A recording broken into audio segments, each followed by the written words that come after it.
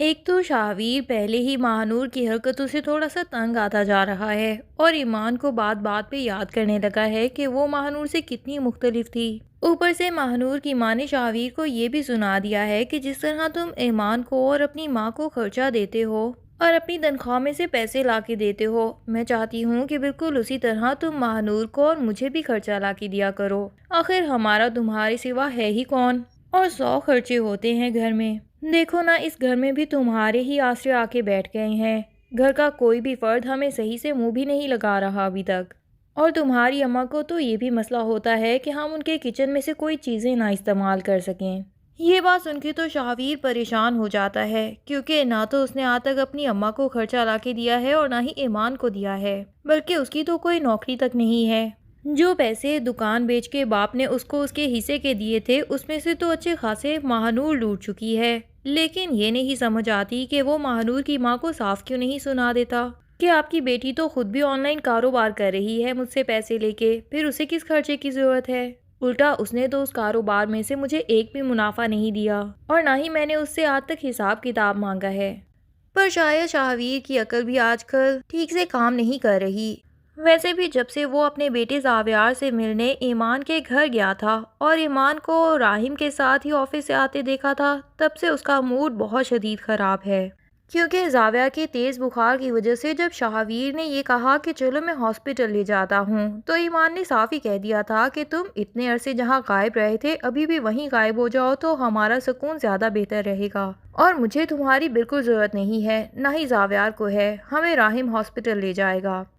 اب شاہویر کا شک تو مزید پکا ہو جاتا ہے کہ ایمان کا راہم کے ساتھ کوئی چکر چل رہا ہے، لیکن ایمان سے کچھ بھی سوال جواب کرنے کا حق تو وہ بہت پہلے ہی کھو چکا ہے۔ آخر اتنے عرصے میں اس نے ایمان کی اپنے بچے کی ایسی کون سی ذمہ داری لی ہے کہ وہ ایمان کو کسی بھی بات سے روک ٹوک کر سکے؟ بہرحال اب اپنی لگائی ہوئی آگ میں وہ خود ہی جل رہا ہے۔ ادھر آصف صاحب نے شاپ بھی خرید لی ہے تاکہ وہ جو لنچ باکسز والا بزنس کر رہے ہیں اس میں انہیں کافی زیادہ منافع ہو جائے اور سب کو پتہ چل جائے۔ آصف صاحب عنبر بیگم سے کہتے ہیں کہ تمہارا کام بڑھ جائے گا، پر میں بھی جاب چھوڑ دوں گا اور تمہارے ساتھ ہی مدد کروں گا، لیکن عنبر بیگم کہتی ہیں کہ آپ کو اس کی بالکل ضرورت نہیں ہے، مجھے کوئی مدد چاہیے ہوگی تو میں کوئی ہیلپر رکھ لوں گی، اور جس طرح جوانی میں آپ کے ساتھ کھڑی تھی اسی طرح بڑھاپے میں بھی آپ کے ساتھ ہی کھڑی نظر آؤں گی۔ یہاں ایک چیز تھوڑی سی کھٹکی مجھے کہ عنبر اور آصف تو جوانی میں بھی ساتھ تھے اور بڑھاپے میں بھی ساتھ رہنا چاہتے ہیں، لیکن جس طرح انہوں نے اپنی زندگی خوشحال اور محبت بھری گزاری، اسی طرح وہ اپنے بچوں کو آرام سکون سے کیوں نہیں جینے دے سکتے؟ ان کے ہر کام میں وہ اپنی مرضی کیوں چاہتے ہیں؟ ان کو بھی محبت سے ایک دوسرے کے ساتھ جینے دیں تاکہ بڑھاپے تک ان کی محبت بھی یوں ہی برقرار رہے۔ اور ویسے بھی جس طرح عنبر کو اب آصف صاحب کہہ رہے ہوتے ہیں کہ تمہیں کوئی ہیلپر رکھنی چاہیے، کاش اس طرح جب بہویں سارا کام کر رہی تھی تبھی انہیں یہ خیال آ جاتا کہ بہوؤں کو بھی ہیلپر کی ضرورت ہو سکتی ہے، لیکن تب تو ان لوگوں نے صاف منع کر دیا تھا کہ ہمارے گھر میں کوئی ہیلپر نہیں آ سکتا، تبھی تو فبیہہ کو یہاں رہنے کا شوق ہی نہیں ہے۔ بہرحال فی الحال تو فبیہہ کو گھر میں واپس لے آئے ہیں تاکہ اسٹوری میں تھوڑا اور مسالہ لگ سکے اور فبیہہ کی ماہنور کے ساتھ ملاقاتیں ہو سکیں، کیونکہ ان کے پنگے تو بہت بڑے بڑے ہونے والے ہیں۔ ماہنور اور اس کی ماں جتنی تیز ہیں وہ مہک کو تو اپنی باتوں میں لے سکتی ہیں، لیکن فبیہہ جیسی تیز لڑکی کو وہ بالکل اپنی باتوں میں نہیں لے پائے گی، اور پھر وہی اس گھر میں ہوتے ہوئے ان دونوں کو فل مزہ چکھائے گی۔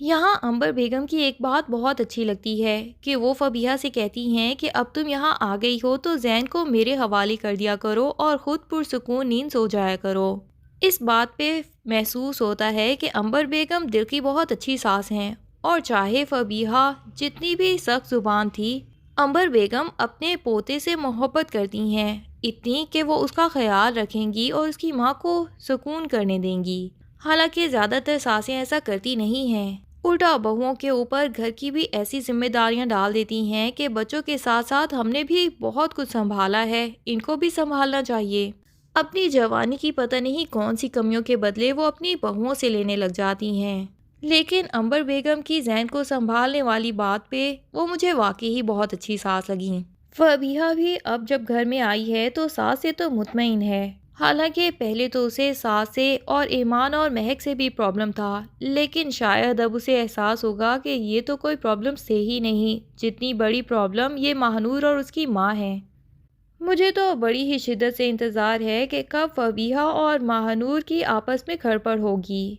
ادھر مسکان کے ماں باپ کو اس کی شادی کی فکر ہو گئی ہے، حالانکہ مسکان تو اب راحم کے علاوہ کسی سے شادی کرنے والی نہیں۔ بہرحال اپنی ماں کو یہ بتا دیتی ہے کہ میں تو فی الحال شادی کرنا ہی نہیں چاہتی، آپ ابو سے کہہ کے اس رشتے کو ابھی ٹال دیجیے۔ ماں بھی اسے کہہ دیتی ہے کہ فی الحال کے لیے تو بے شک ٹال دوں گی، پر میں زیادہ عرصے تک تمہارے باپ کو روک نہیں سکتی۔ آخر کبھی نہ کبھی تو ہمیں اس فرض کی بھی ادائیگی کرنی ہی ہے، تو جتنی جلدی ہو جائے ہمارے لیے اتنا ہی سکون کا باعث ہوگا۔ لیکن مسکان ماں سے کہتی ہے کہ آپ ہی کی شادی جلدی کر کے آپ لوگوں کو ایسا کون سا فائدہ ہو گیا ہے؟ میں تو اپنی زندگی بالکل خراب نہیں کرنا چاہتی، میں بھی پڑھائی مکمل کر کے آپ ہی کی طرح جاب کروں گی، اپنے قدموں پہ کھڑی ہوں گی، اور پھر اپنی زندگی کا ہر فیصلہ میں چاہتی ہوں کہ میں خود ہی لوں، تاکہ میں بعد میں آپ لوگوں کو بلیم نہ کر سکوں کسی بھی چیز کے لیے۔ اب ماں تو ماں ہوتی ہے، شاید وہ سمجھ جائے کہ مسکان کا اشارہ راحم سے شادی کی طرف ہے اور اسی لیے ہی اس نے اس رشتے سے انکار کر دیا ہے،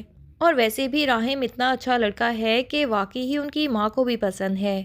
پر میرا پتہ نہیں کیوں کبھی کبھی جی چاہتا ہے کہ مسکان کے لیے کوئی اور اچھا لڑکا آ جائے اور راحم کی شادی ایمان سے ہو جائے، کیونکہ ایمان کی اور راحم کی بھی بہت اچھی دوستی ہے۔ راحم ہمیشہ اس کی حوصلہ افزائی بھی کرتا ہے اور اس کی اداسی بھی ختم کرا دیتا ہے۔ ایمان بھی اسی طرح کا اچھا شوہر ہی ڈیزرو کرتی تھی، لیکن شاید راحم کی محبت مسکان کے لیے اتنی شدید ہے کہ وہ مسکان کو تو کبھی نہیں چھوڑنے والا، اور ایمان کے لیے بھی مجھے یقین ہے کہ کوئی اور بہت اچھا رشتہ بھی آ ہی جائے گا، اور تب وہ شاہویر سے چھٹکارا حاصل کر لے گی۔ تب تک شاہویر کو بھی اپنی ماہنور سے شادی کی غلطی کا بہت زیادہ احساس ہو چکا ہوگا، تبھی اس کے لیے یہ لمحہ بہت ہی زیادہ تکلیف دہ ہوگا جب ایمان کی شادی کسی اور سے ہو رہی ہوگی۔ مہک نے جو گھر میں تعویذ جلائے تھے تو آصف صاحب نے اس کو دیکھ لیا تھا، اور انہوں نے یہ بات آریان کو بھی بول دی تھی کہ اپنی بیوی کو اس طرح کی کسی بھی حرکت سے روک کے رکھنا۔ مہک آریان کے سامنے تو صاف مکر جاتی ہے کہ ابو کو یقیناً کوئی غلط فہمی ہوئی ہے، میں بھلا تعویذوں پہ کیوں بلیو کروں گی؟ لیکن سچ تو یہ ہے کہ اب اس کے علاوہ اس کے پاس کوئی امید باقی نہیں، اسی لیے وہ خود ہی ماہنور کی ماں کو کہتی ہے کہ آپ مجھے تعویذ لا کے دے دیں تاکہ میری قسمت پہ جو بھی بندشیں ہیں وہ میں ختم کر سکوں۔ اور ماہنور کی ماں بھی اتنی تیز ہے کہ اسے پورا یقین دلاتی ہے کہ تمہاری ہر خواہش پوری ہوگی، ساتھ ہی یہ بھی کہہ دیتی ہے کہ اس دفعہ صرف تم مجھے پیسے دے دینا، میں خود ہی جا کے تمہارے لیے تعویذ لے آؤں گی تاکہ گھر میں کسی کو بھی ہمارے ایک ساتھ کہیں جانے پہ شک ہی نہ ہو۔ مہک بھی ایسی بھولی ہے کہ وہ اس بات کے لیے ہاں کہہ دیتی ہے اور لا کے پیسے دے دے گی اس فراڈن عورت کو، جو شاید دوبارہ تعویذ لینے تو جائے ہی نہ، خود سے ہی کوئی کاغذ پہ لکھ کے مہک کے حوالے کر دے اور سارے پیسے ہی اینٹ لے۔ پر مہک جیسی بے وقوف لڑکیوں کے ساتھ ایسا ہی ہونا چاہیے، شاید تبھی اسے عقل آئے گی، بلا وجہ اتنے ہزاروں روپے وہ ان چکروں پہ لگا رہی ہے۔ اینی ویز کہانی میں آنے والے ہیں بہت ہی شاندار قسم کے ٹویسٹ، کیونکہ گھر کے حالات ہونے والے ہیں بہت ہی مزیدار۔ گھر میں آگے کیا ہونے والا ہے یہ جاننے کے لیے ڈرامے کی اگلے ایپیسوڈز کا انتظار کیجیے۔ تب تک کے لیے اللہ حافظ۔